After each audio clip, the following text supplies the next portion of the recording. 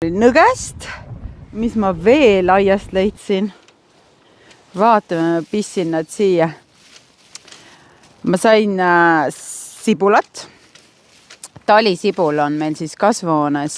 Ma sain päris palju naati. Siis juba vaikselt piilub selline asi nagu vesiheina, see on toidu sisse kasutada, murulauku. Ja mis ma veel sain? Ma sain juba ühe pisikese karulaugu ampsu ka ju põske pista. Seda ma videosse ei saanudki, sellepärast, et ma sõin selle lihtsalt ära. Aga jaa, niimoodi peotäie viisi korjan endale alati siis taldriku peale. Ootan juba täiega lilli, millal need jõuaksid minu taldriku kaunistuste ja nende toitude peale. Aga veel ei ole märganud, mis võiks panna sinna.